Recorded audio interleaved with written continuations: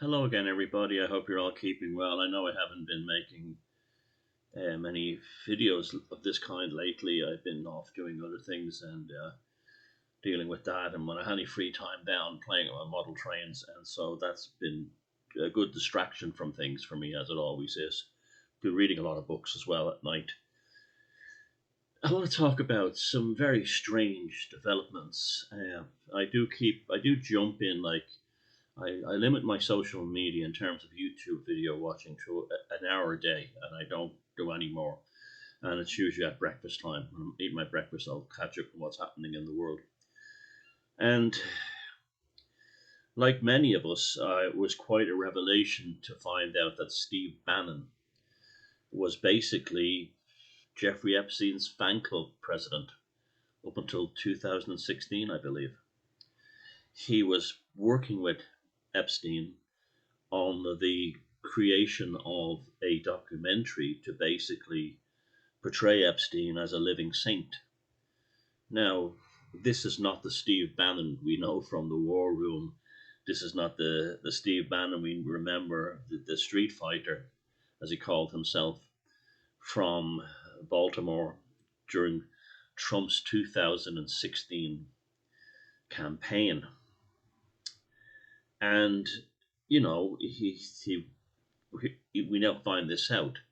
And you look around thinking for rationalizations, and it's for someone who claims to have this moral high ground, which I actually believe in many ways. I'm not saying he doesn't. I'm just saying this is all speculation, but has this moral high ground to have it being associated with something along the level of Jeffrey Epstein is pretty shocking by any standards.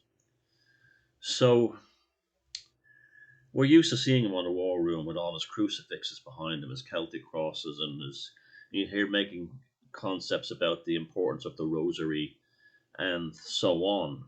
And now it just seems that like all that seems fake. And what was he doing to people like uh, like Epstein? And he even said something recently about we need regime change in Tel Aviv tonight. And I found that very interesting. So you have a guy who professes to be sort of basically an Orthodox Catholic in the kind of Irish Catholic tradition, Irish American Catholic tradition, wanting regime change in Tel Aviv, bigging up the likes of Epstein, and then we find this out. So, okay, I've been thinking a lot. I posted an article, well, a post about this on Telegram about Epstein and what drove Epstein. And I've no doubt at all that, Epstein's motivation and behavior is that of a Frankish-Sabbatean. Now, if you don't know what Frankism or Sabbateans are, the Sabbateans were basically a Jewish mystical sect which fermented within the Islamic control of Europe initially, and places like France and Spain during the time of the Moorish Empire. That's where the Kabbalah, as we know it today, Kabbalah, as we know it today, took root, really, as formulated in the Landerach in southern France. You saw me in the video I made there with Neil MacDonald. And, Nostradamus' house was there, and it's a remarkable place in Alay Laban, just a small village, and that's where the Kabbalah came from. But it has ancient Babylonian origins. It didn't start there. It was basically, should we say, fermented there. It was like the Council of Nicaea for Kabbalah. And so in other parts of Muslim-controlled Europe, like parts of Italy under the Ottomans and the Moorish Caliphate, and parts of Poland, what's now Poland, and particularly Turkey, where the idea was for Jews to convert, to pretend to be Muslims in order to survive. Not the worst idea in the world, but this created a whole subculture of Sabbateanism, and it basically, they would pretend to be Muslims, but they would still be Orthodox Jews. But they would also develop. They also developed into kind of like sex magic cults, which is it brings us to the Epstein thing, and acts of public depravity, and a lot of and they were also very much involved in a caste system. They believed that they were the very top of the sort of like the Jewish caste system, and they were the elite, and the Ashkenazi Jews were at the very bottom. They were like basically, the lower caste, and there's theories as to why they sacrificed them all in world. Why you would have had like the Rothschilds would have been the upper caste of Frankish-Sabbatarians and other super wealthy Jewish families who ran out of Europe on the eve of the Third Reich, but left all their kinfolk to be, basically exterminated by National Socialism, and other factors such as the Ukrainian, racial bigotry against them, which is, Baba Yara and so on. But they didn't care because they saw them as a lower caste. And this has created a schism within Judaism today that people don't really talk about. Well, they do in Israel and places like that, but you probably, I bet this is probably the first time you've heard that here, that there was a Jewish caste system developed in Europe. Now, these Frankish Sabbateans became very powerful, very wealthy, and when the Ottoman Empire fell, they converted to Catholicism. 50,000 of them in Poland alone converted to Catholicism. And then you think about Epstein and the photographs of him and Ghislaine Maxwell, basically fawning over Pope John Paul the second, and the Pope John Paul II, a Polish Pope. These, even Robert Maxwell, her father, was like just his biggest fan. It does make you wonder, doesn't it? It really does make you wonder what was his bloodline. He was worshipped by powerful and wealthy Jews in America. I can remember, like, if I'd be the one, like the Irish, well, was an Irish Catholic, I might make a funny joke about the Vatican, and some Jewish guy would turn around, don't talk about Pope John Paul. It's like that. He was a great guy. So why was he selected for kind of like worship? And then you hear about all these Sabbateans who converted to Catholicism and so on. Now, this brings us back to Steve Bannon. Steve Bannon, I always found him an intriguing character. For someone who talks about the rosary. I remember when he went into prison, they said, I remember an interview, and someone said to him, how will you pass the time? And he says, well, I'll work on some spiritual exercises. That reminds me of almost like Damien Eccles and the West Memphis Three in doing magic rituals inside prison after they were falsely accused of murder.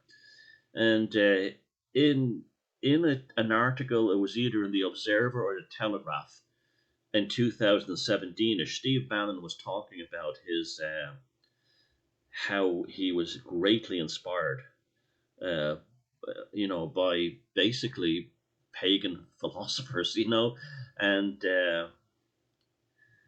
it just came as quite a shock to me, and also like people would have like would be considered controversial, like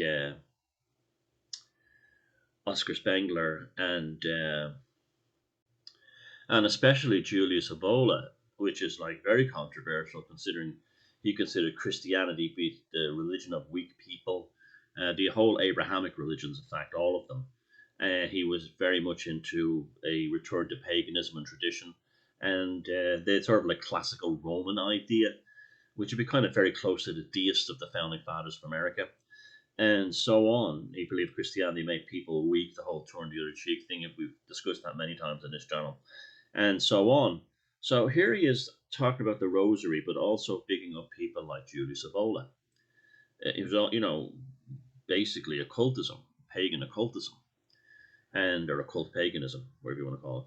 And we find out that he's involved in Epstein, who has all the hallmarks, along with Ghislaine Maxwell and her father, Robert Maxwell, all have the hallmarks of the Frankish Sabbateans.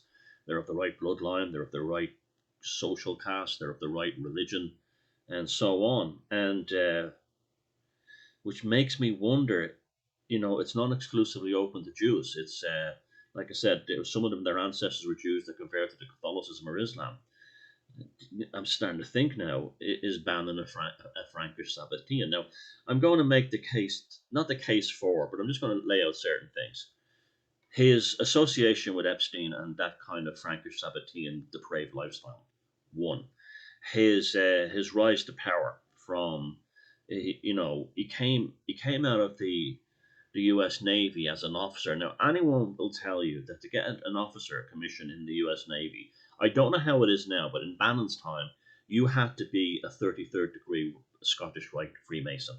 Now, Freemasonry in the Scottish Rite, it absorbed a lot of the Frankish aspects towards things such as Kabbalah and other forms of mysticism and rituals. There's some very good articles about this in some of the Jewish newspapers in English. You dig them up, but you have to pay a subscription. So I put them through the remove paywall thing. I can't post a link because you can't do that. So I don't you get shut down. So is this how he became involved with these people? That it's a kind of a crossover between Freemasonry and Frankish-Sabbateanism. You have Epstein's Island and everything, and the whole thing does seem kind of ritualistic. It could also be a ruse to make things look much more spooky than they actually are. And the reason why this discussion came up on Telegram is because I'm absolutely convinced that the titillation and the salacious and the pedophilic aspects of Epstein Island is a smokescreen put out there to hide what it was really about. It was really about the biotech, AI, digital gin takeover of the planet, massive population reduction via. Let's talk about things like, okay, the needlecraft is one thing. I still find it remarkable how we had a global, well, in the West anyway, a military D-Day like operation to roll out 5G in the middle of the lockdowns. I live in a rural area, small town, not far from here, not even 2,000 people living in it. To say that the 5G installation crew was a military convoy would be an understatement. So all this stuff, all this equipment, and all these technicians all went out during lockdown all over the West and plastered it in 5G technology, just in time for the rollout of the foghorn leghorn. And it begs a couple of questions. Where was all this equipment? How did it all suddenly manifest? It must have been. It could only have been planned in advance. The purchasing, the manufacturing, the storage, the distribution of the 5G equipment, the assemblings and training of technicians, and all ready to go in storage in all the Western nations, so it could be rolled out like that in an instant.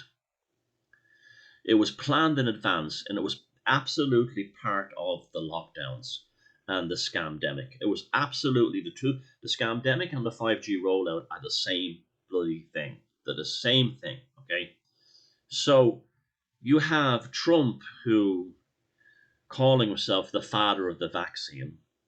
Yeah, I know I defended. Well, I didn't defend it, but I said, how did he really mean it that way? He has a big mouth and a big ego. With his right hand man, Bannon, beside him, who both of them very closely connected to Epstein. Both of them, you know, I'm not saying there's any depravity involved. I'm pretty sure there isn't. I mean, that's not the aspect. They're involved in the sort of like the mystical power control aspect of it, particularly Bannon. And I would have never thought this about Bannon, but you see his Irish Celtic crosses and stuff behind him, and his picture of the Sacred Heart and all that stuff. And you think, okay, like he's an Orthodox Catholic, fair enough, that's all right. It's mine, that's all business. But then you find all this stuff out, and if you wonder if that's a smokescreen, just like the Frankish-Sabbateans in the past became pretended to be Muslims and then pretended to be Catholics in order to move within the right circles, is Steve Bannon a Frankish Sabbatean who is doing the same. with his rosaries and his Sacred Heart and all this stuff. And finally, one more thing to tie this in with when he said about the regime change in Israel, in Tel Aviv, and this might also tie in with the transfer of the capital to Jerusalem. See, we're living in a very dark world. A world that we don't even understand. The secret unknowns, they don't play by house rules. They're off in a different dimension, and I'm not ruling out the fact that behind all this could be something non-human. In fact, I'm pretty certain it is at some point. But Israel refuses the right to return of Frankish-Sabbateans. They're not considered part of the Jewish diaspora. So basically, yeah, lots of them have moved to Israel, but they don't. They don't have, for some reason, within the kind of rabbinical Zionist subsect of how that country works in a theological, theocratic sense. The Frankish Sabbateans have no right to return to Israel. So that's why they want regime change in Tel Aviv. I'll tell you something. It's all to play for now. I'm ready for anything at this point, and we should, it goes to show you that, obviously we know democracy. The main reason I was glad that all these people got into power is because I don't like the woke, and I wanted the woke, dealt with. But I might find myself agreeing more and more with someone like Nick Fuentes in terms of, and there's a lot. He's an asshole. Nothing I don't like about him. But what he said about that Trump was just the wall, just basically the dam buster, the guy who kicked down the doors, and it doesn't end with him. And and I agree with that. That's absolutely true. It's not about that. It's about a sort of a return to. See, it's funny for and then again, Fuentes is an Orthodox Catholic, and yet he's talking in the kind of language of Julius Evola. I mean, I saw a very good interview with him the other day where he said he totally believed in astrology and it works in numerology.